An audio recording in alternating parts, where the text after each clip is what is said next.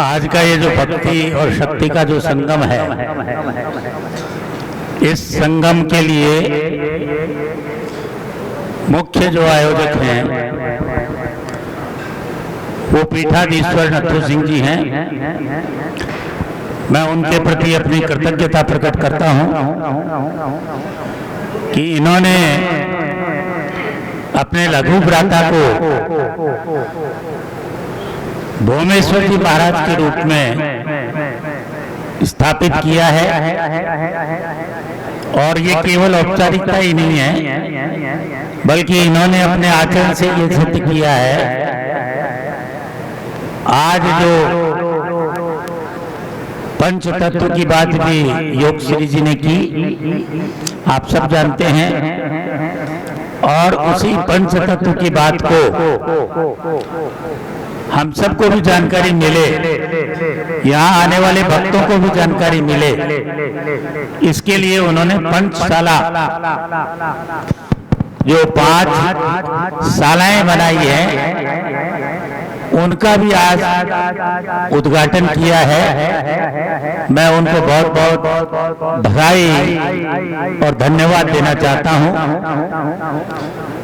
हमारे मंच पर विराजित अन्नपूर्णा आश्रम के अमरदास जी और अभी जिनका व्याख्यान आप सुन रहे थे राजेंद्र सिंह जी नरूका, मैं तो भाई भतीजावाद की बात करूंगा। मैं शेखावत हूँ, कछावा वंश का हूँ। शेखावत और नरूका भाई होते हैं, लेकिन नरूकाओं के लिए एक बड़ी जोरदार बात कही जाती है, 9 नरूका 10 उक्का फिर भी दुक्कम दुक्का।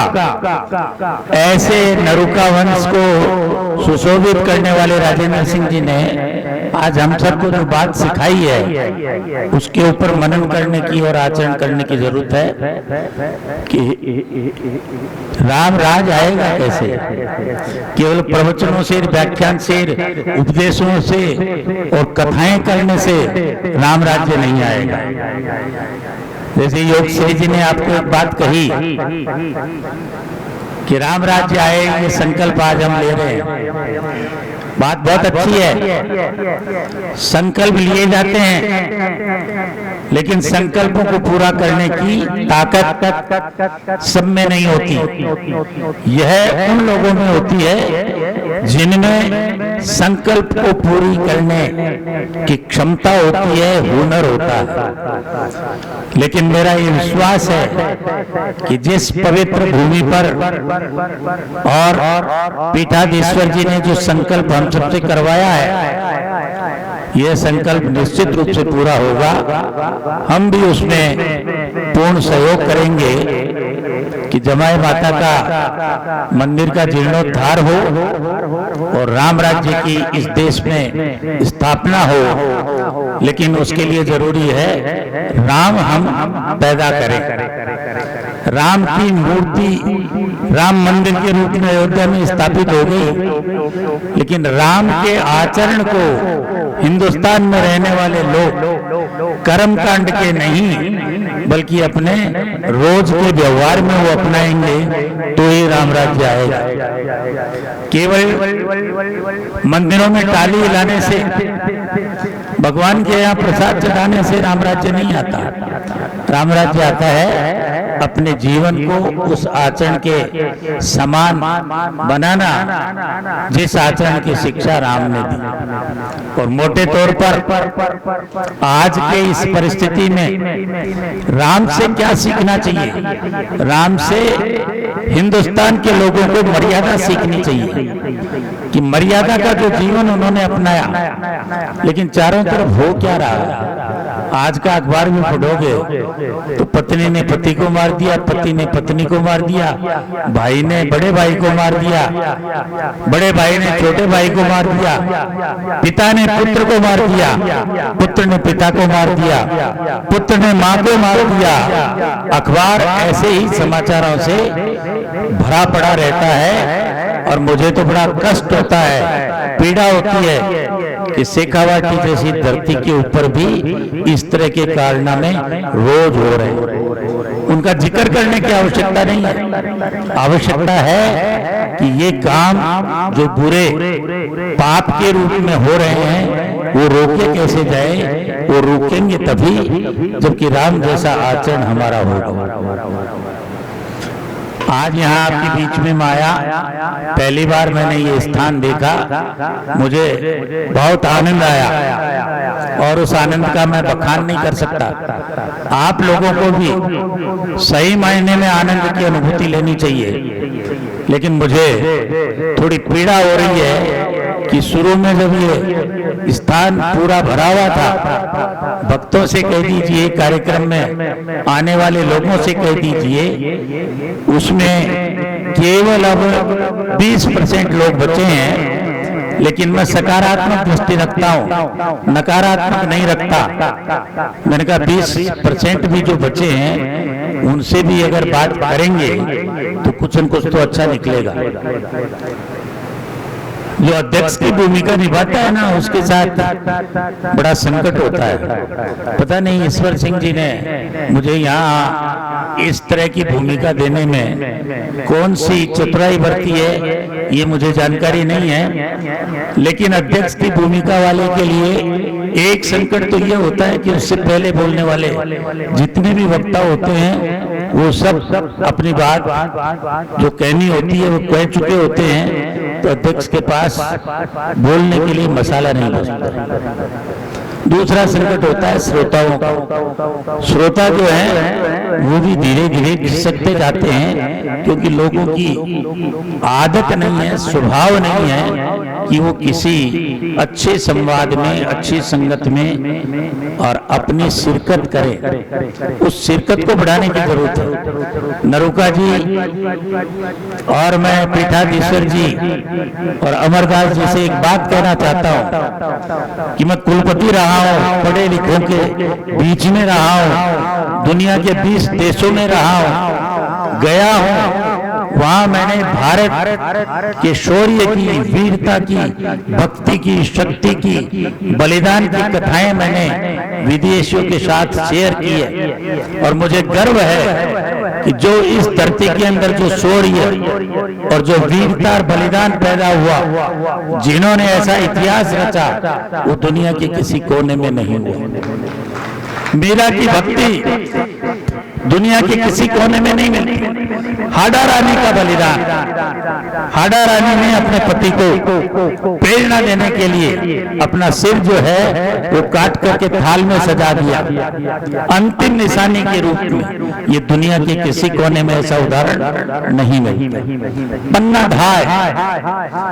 धाय ने अपने बेटे का बलिदान कर दिया और मेवाड़ के राजवंश का जो उत्तराधिकारी था उदय सिंह, उसकी रक्षा की।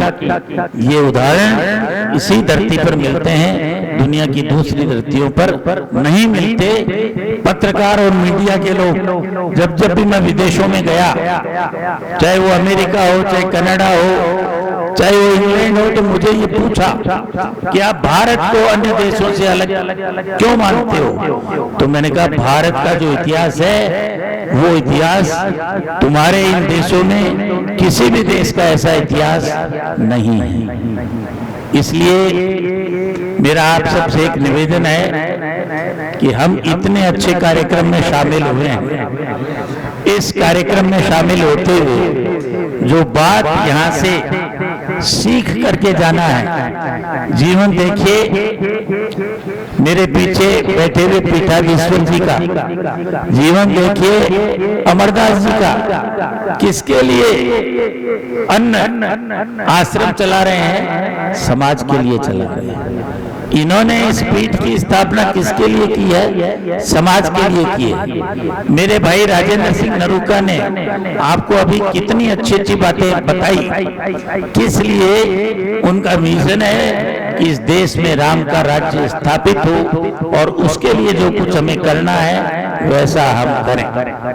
मैं जो समझता हूं कि ये कैसे राम राज्य स्थापित होगा, मैं एक तो बात कहता हूं कि इस तरह के जो भी कार्यक्रम होते हैं वो चाहे सीकर में हो, चाहे यहाँ हो, चाहे कहीं पर भी हो, हिंदुस्तान का युवा उन कार्यक्रमों में शिरकत नहीं करता। हिंदुस्तान की युवा पीढ़ी अभी भी पश्चिम के अंधाकरण में, अंधानुकरण में चलती है, और उनको जब कहा जाता है कि राम, कृष्ण, गीता, रामायण उनका अध्ययन करो और उनसे कुछ सीख करके अपने जीवन में आगे बढ़ो, तो आज की युवा पीढ़ी आज भी क्या बोलती है? वो बोलती है ये तो रिटायरमेंट की बातें हैं। बंधु, ये रिटायरमेंट की बातें नहीं है। ये जीवन को अच्छा बनाने के लिए जरूरी है कि हम राम, कृष्ण, गीता, रामायण के बताए हुए रास्ते पर चले। और ये कैसे संभव है? ये केवल भाषण से संभव नहीं है, ये संभव है अपने आचरण को वैसा बनाना। मैं अखबार पढ़ने के लिए नहीं पढ़ता हूँ, मुझे नहीं पता आप लोग कैसे कोई अखबार पढ़ते हो। आज का अखबार ही पढ़िए। भास्कर में एक लेख आया है, वो है संत वत्सल दास का, और संत वत्सल दास ने आध्यात्म के लिए बहुत अच्छी बात उसमें लिखी है, और वो आप सब, हम सब उस बात को अपने जीवन में अपना सकते हैं। उन्होंने ये कहा है, भक्त संत वत्सल दास, उन्होंने क्या कहा है कि हम जैसे हैं वैसे अपने को बनाने की चेष्टा करें, और यही असली अध्यात्म है। स्वयं की चेतना जगाइए, स्वयं आत्मा को प्रकाशित कीजिए, और स्वयं की आत्मा को और चेतना को प्रकाशित करेंगे तो राम राज आने में कोई देरी नहीं होगी। अभी योग श्री जी का परिचय देते हुए ईश्वर सिंह जी ने बताया कि ये सामान्य साधु नहीं है, ये पूरा जीवन युवा नहीं किया, ब्रह्मचर्य जीवन का पालन करते हुए किस लिए बैठी है पहाड़ पर, एक पहाड़ पर कोट बांध पर शाकंभरी के रास्ते पर अकेली वहां तपस्या करती हैं। किसके लिए? समाज के, गोरखनाथ के पंथ को अपना करके, और वो ये कार्य कर रही हैं। डॉक्टरेट की सबसे बड़ी डिग्री होती है, मुझे पता नहीं, ईश्वर जी बैठे करके कई लोग बैठे यहाँ, दयाल सिंह जी जैसों का, कर्नल साहब का, इनका पता नहीं नियंत्रण था कि नहीं था। इधर महावीर जी बैठे हैं कि शेखावटी विश्वविद्यालय ने एक गंजेड़ी आदमी को जो गांजा पीता है, चाहे जहां गांजा पीता है, स्टेज पर भी गांजा पीता है, उसको डॉक्टरेट की उपाधि दिलाती। ऐसे लोगों को अगर डॉक्टरेट की उपाधि विश्वविद्यालय देने लग गए तो राम राज्य नहीं आ सकता। राम राज्य तभी आएगा जब अच्छे लोगों को हम ताकत प्रदान करें।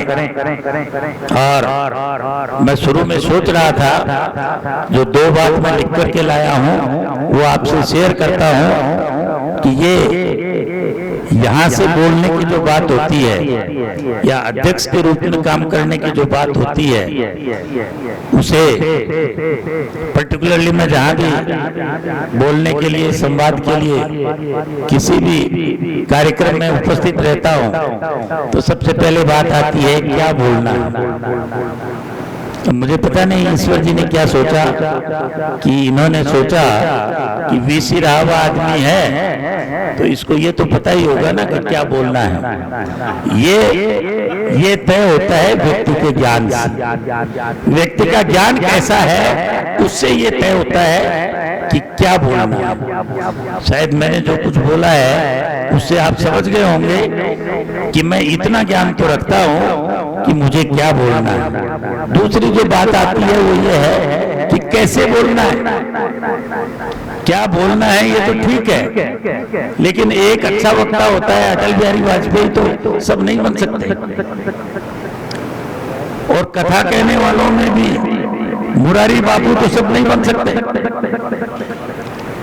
तो वो कैसे बोलना है ये बात भी बहुत महत्वपूर्ण है। ईश्वर सिंह राठौर भी सब नहीं बन सकते, ये भी कौशल तय करता है। आप में कुशलता कैसी है। ये अगर कुशलता आपकी जोरदार होगी तो आप ये जान पाओगे कि आपको कैसे बोलना है। मेरी कुशलता कैसी है इसका फैसला आप करना। अगली जो बात आती है वो ये है कि कितना बोलना है। ये कितना बोलना है ये निश्चित होता है दृष्टिकोण से कि आपका दृष्टिकोण क्या है, क्या कहना चाहते हो, किस तरह का संवाद आप करना चाहते हो, किस बात के लिए आप लोगों को प्रेरित करना चाहते हो। यह जो दृष्टिकोण है ये तय करता है कि कितना बोलना। और आखिरी बात है वो है कि कोई बात बोलनी चाहिए या नहीं, ये भी बहुत महत्वपूर्ण है। कोई बात बोलनी चाहिए कि नहीं, यह महत्वपूर्ण है।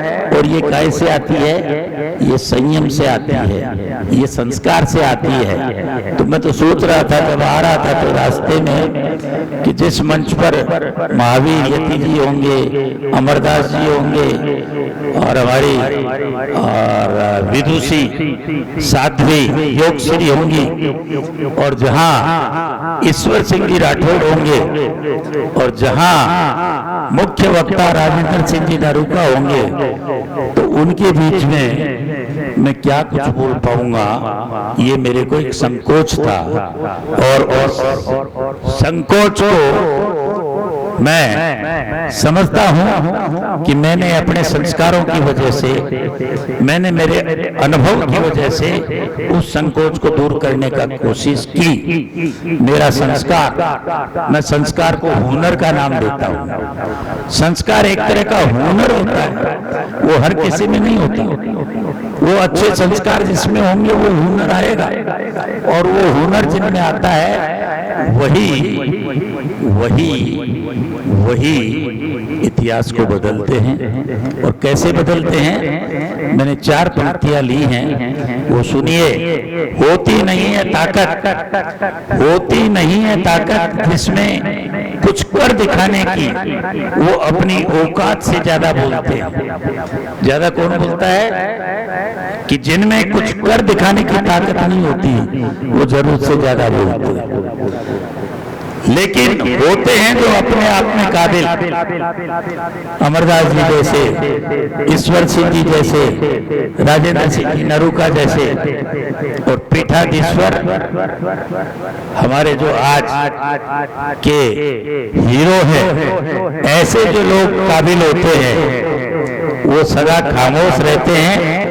वक्त के आगे वो नहीं, सदा उनके हुनर बोलते हैं, सदा उनके हुनर बोलते हैं। और वो हुनर यहाँ से तो हम तो व्याख्यान के रूप में आपके साथ संवाद, लेकिन एक कबीर जी की रचना के रूप में जो हुनर दिखाया,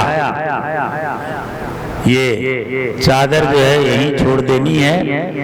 लेकिन इस चादर को छोड़ने से पहले लोग हमें याद करें, धन को याद नहीं करेगा कोई। ये काया भी यहीं मिट्टी में मिल जानी है, ये धन भी यहीं रह जाना है, ये भवन भी यहीं। हम क्या चाहते हैं, हमें ऊंचा पद मिले, हमें खूब सारा धन मिले, हमारी बीवी बहुत सुंदर हो, हमारे दोस्त बहुत सुंदर हो, हमारे बेटे बेटी बहुत सुंदर हो, मेरे पास चार्टर प्लेन हो, केवल कार से ही काम नहीं चले, चार्टर प्लेन हो।